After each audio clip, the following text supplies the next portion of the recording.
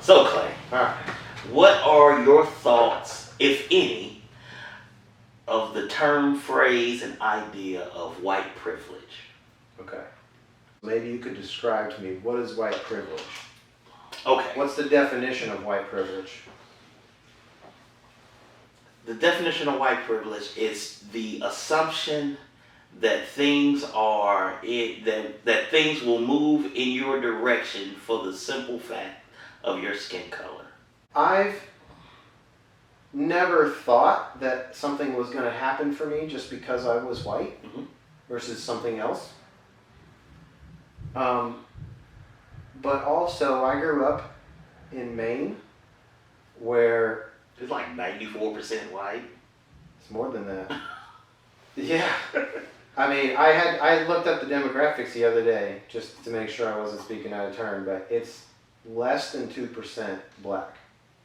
And when I was a kid, I think it was less. So my point with that is, when I grew up, I very rarely saw a black person, frankly. I mean, my high school class had, I think, 85 graduating seniors, and one of them was a black young man. And there was never enough black people around to say, oh, look at those black people. You know what I mean? So You're like, look at that one. they'd be like, oh, there's one. That's neat. Whatever. And we're moving on, right? There was never any issue just because they just weren't there. There was never anybody there to have an issue with. Does that make sense? Yes. And so back to your question, I grew up fairly poor. I grew up with a mother who was single for a lot of my formative childhood times. And so I saw struggle in my own family, and I saw poverty in my own family, and I saw anxiety and stress, and I saw what a single mother goes through. And so to me, I just thought, I'm poor, and this is just what poor people have to deal with. So it wasn't ever, so I don't think growing up I ever knew that white privilege existed by your description, because there was only white people. Yes. So, you know what I mean? So some people had a tough time, some people didn't. Yeah. Some people had rich parents, some people didn't. So it wasn't ever, white privilege never entered into my mind in my younger years. Did you start to maybe see it or So encounter after high school, I joined the Air Force. And in the Air Force, there are all colors and types and religions and everything. And from day one, it's pretty clear that you're all the same. Better get used to it or else, right? So it wasn't honestly probably until I was out of the Air Force and in civilian life. I would have been by then 25, I guess, when I moved to Texas and became a civilian. And it was at that point that I started to realize, wow, the civilian world does some things quite a bit different.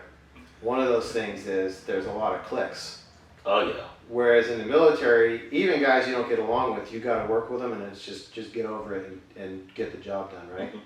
And so it was when I became a civilian and moved to Dallas, Texas, and realized that certain people live on this side of town.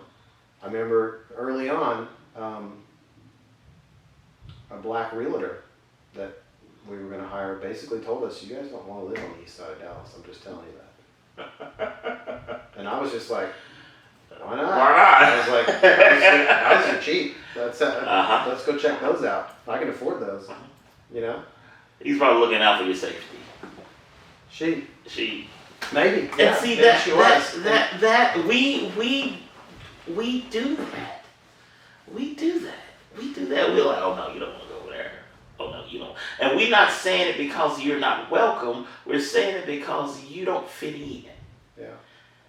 So I would rather have someone tell me, hey, don't go over there because you don't fit in. That's not your group of people. Not that you're not welcome. Yeah. So, I mean, it's real hard for me, especially coming from where I came from, to say I had some sort of privilege. But at the same time, I know we said we weren't going to talk about statistics and numbers, and I'm not, really. But I am going to say, for me and for the way my mind works, that's how I make decisions a lot of times. And so when I see statistics on poverty, when I see statistics on jail, on corrections facilities, and the percentages of black folks that they have in their facilities compared to the average number of black folks as a percentage in overall society, that's when I start to think, okay, I don't know that I was privileged because I feel like I worked really hard. However, there are definitely some people that are at a disadvantage. Yes. You know what I mean? So I guess from my perspective, I don't see like, oh, I've got it this much easier. I see it like, here's the baseline, and some people have it a lot harder. Yeah. I do see that. And that's pretty evident in just the numbers, in my opinion. I have this phrase called quantum thinking. Okay. Quantum thinking is the idea, my definition of it is the idea to see past your particular state and ensure your lineage for generations to come. Okay. And everybody would do it. If you had an opportunity right now to set a path where it would benefit 20 generations from now, Right. would you do it? Right. Yeah. Most people, everybody would. Yeah. I think most people want the opportunity to do Yes. that. Yes. So, Because I mean, anybody that realizes yeah. we're fragile and we're not going to be here for long. Yeah. So everybody would do that. That's not the problem. The problem is that it's not for us. It's not that I mean that's a problem too. But the problem is to deny it. It's like watching a magician. You know this is bogus, but your eyes tell you one thing. We know this is bogus. We have the facts and figures to tell you this is bogus. And then, oh no, you're belly aching. You're not trying hard enough. It's a moral failing. You got too many criminals and this stuff and that. And then when you see how they had to go and make laws to stop certain things from happening, but by the time they made the laws, it was too late. The other team was so far ahead that you couldn't catch them if you wanted to. Yeah. So one example that comes to mind is redlining. Yes. We all know that it happened. We've learned it in our history books. I learned that in a history class in college. I might have learned it in high school if I had paid attention. But that happened for sure. And so yeah, I look at that and I think, you know what? To some degree,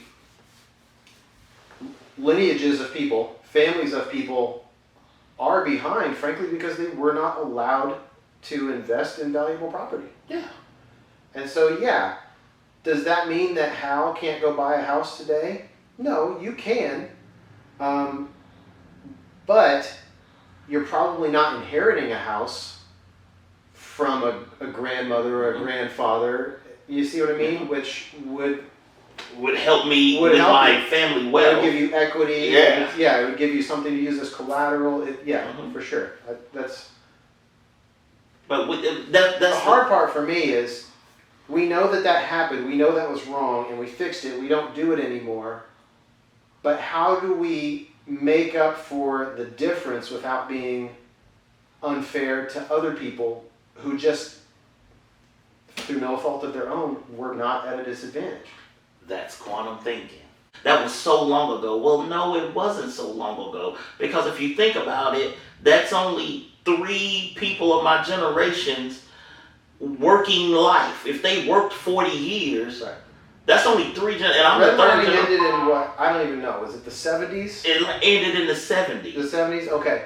So, yeah, I have grandparents who were buying and selling homes in the 70s. And so, while those other people grandparents could not even buy anything. Right. So they were doing that in the 1970s. Yeah. My grandparents are now in their late 70s. Yeah. You know, statistically speaking, within a decade, they're probably going to go home to see Jesus. And, you know, they might have some asset or lots of different people's grandparents might have that asset that was acquired in the 70s. So yeah, I definitely see that, you know, I have a hard time saying that, you know, Hal can't do what he wants. Yes. But at the same time, it's not a big leap for me to say Hal's grandparents probably, statistically speaking, don't have a paid off house that they're going to leave him. Nothing. And I'm I'm saying Hal because I'm talking to you right now. But I think statistically, if you look at the black community, Yeah. that's probably more true. But pick yourself up by your bootstraps. I love that phrase. I love that phrase. Like, no, we're not trying. We're just sitting here drinking malt liquor. Now you get into another subject. Yeah, we're not trying at all. We don't. But even now, so like now, I have friends. And since we're talking about how all this plays into everyday life, I have friends that have the opportunity and had the opportunity to buy $250,000, $300,000 houses. One friend in particular bought one in Howell. And he was one day moved in, and his neighbor had to come over there and ask him.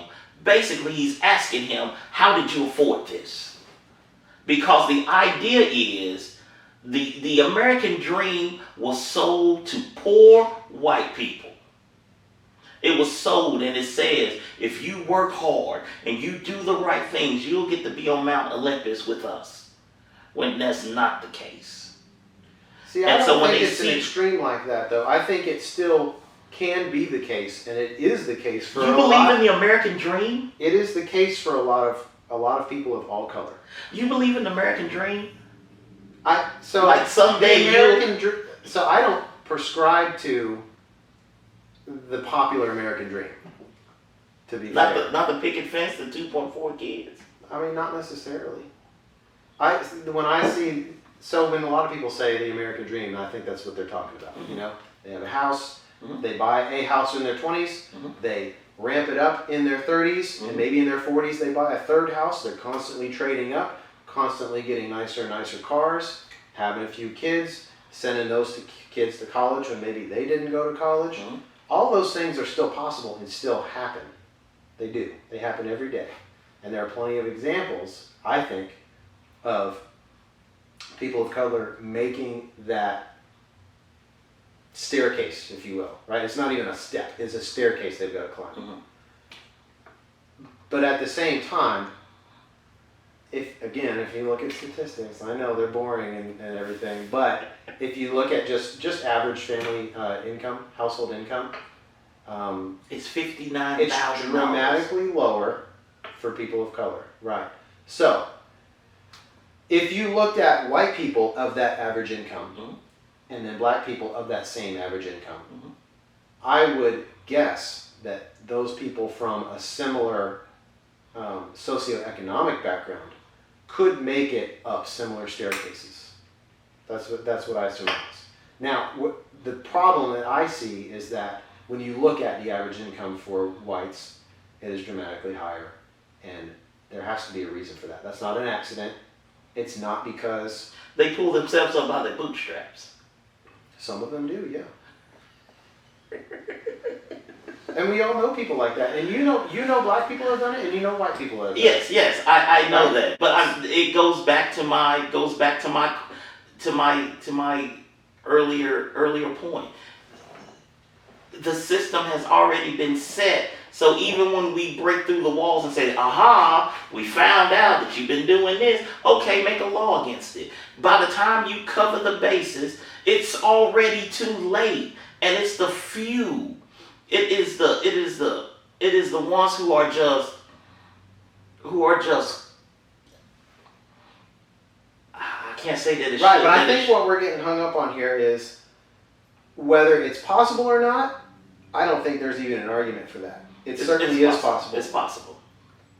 The real question is, it's not that it can't be done. Mm-hmm. It's that for some reason we have certain people who are at a disadvantage, and they may have to take more steps. Yes. They can still do it. Mm-hmm. It may be tougher for them, but on some level, everybody in America is going to have it tougher or easier than somebody else. Fair. Okay, so I will agree with that. Because that's just life. Everybody's not dealt. And for various reasons. Yeah, various reasons. Everybody's not dealt the same cards. Some kids are just born poor. Yeah. I'm Clay, I'm Hal. and we just had a nip of whiskey and a beer, and we had a good conversation, and we're going to have some more conversations. Stay tuned.